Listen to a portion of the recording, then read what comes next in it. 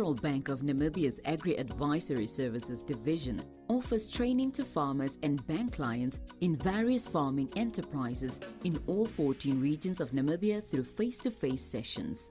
The Agri-Learn online platform will share production content on various agriculture farming enterprises to build the knowledge of farmers from all walks of life. Join us as we embark on this virtual journey towards sustainable farming as we zoom into the basics of rangeland management. Good day farmers, my name is Erastus Ngaruka. I'm the Technical Advisor for Livestock and Rangeland Management for Agribank's Advisory Services. So we are going to talk about bush encroachment. What is bush encroachment? It's an aggressive invasion of an area by a certain woody plant species. Yeah, for example, the Senecalia mellifera or the Bachelia and Reficiens, Dicrostachys cinerea. Those are some of the invading species amongst others. So this increase in density also causes an imbalance in the plant species population in that particular area. For example, when these woody species increase their density, they also displace other valuable forage materials, for example, grasses. So for livestock farmers, maybe farmers farming with sheep or cattle, they will prefer grass, but then there should be a balance in terms of the vegetation.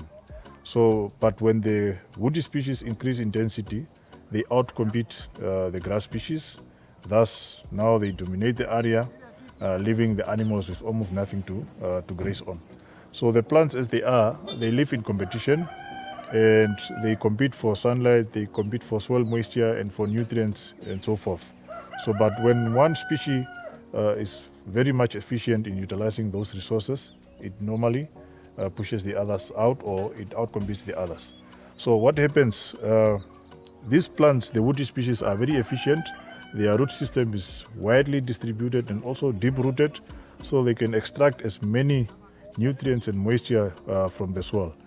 For example, there's a study that indicated that a mature Senecalia mellifera tree can consume about 70 liters of water per day.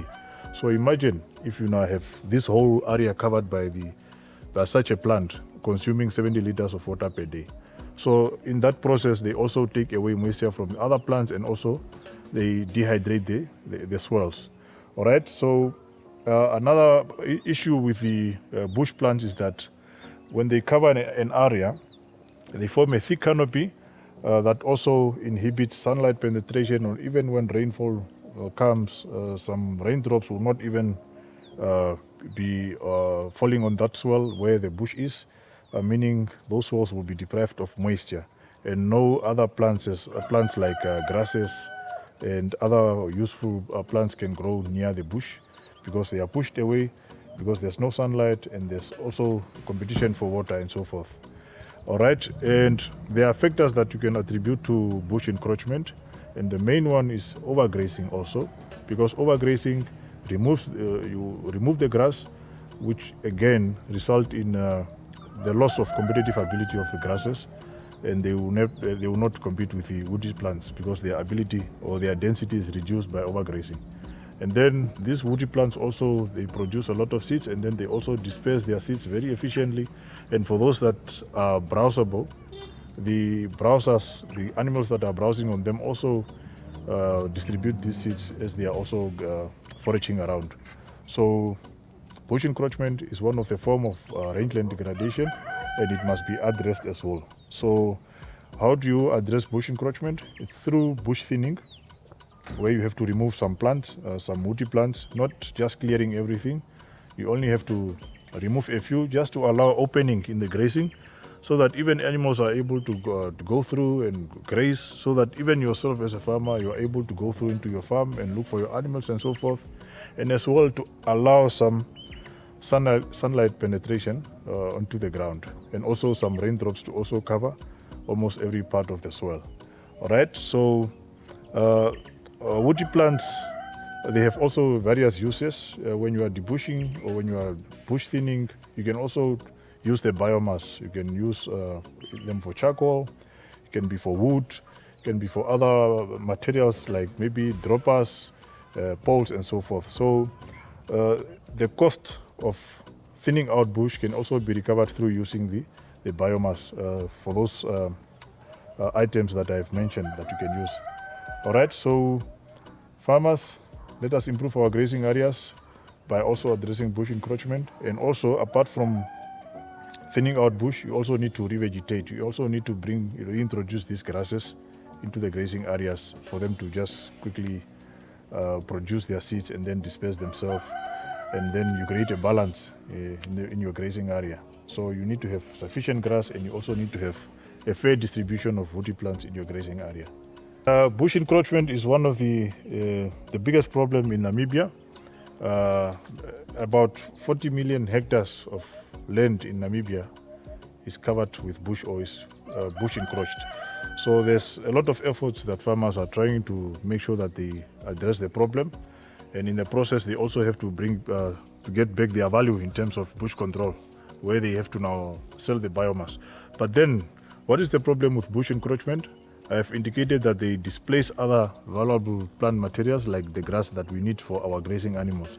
So where you find bush, there will be no grass, unless it's only grass that prefers those microclimates under the bush. But the most valuable grasses will not grow under the bush species. They will grow a distance away. For example, the Stipagrosses uniplumis, your Syncres ciliares, those good grasses will always grow away from the bush plants. So meaning the bush also narrow the grazing areas for your animals. So even if you look here around, you can see that there's no grass here. It's only the herbs and the weeds that are growing here, because they don't mind the environment under the bush. They can grow there. Whereas for the good perennial grasses that we always want, they would prefer some sunlight, enough sunlight. They would prefer enough moisture. They would prefer also less competition in terms of extracting nutrients and soil moisture from the soil. So that's where you will not find the good valuable grasses under the bush species here. So they always be a distance away.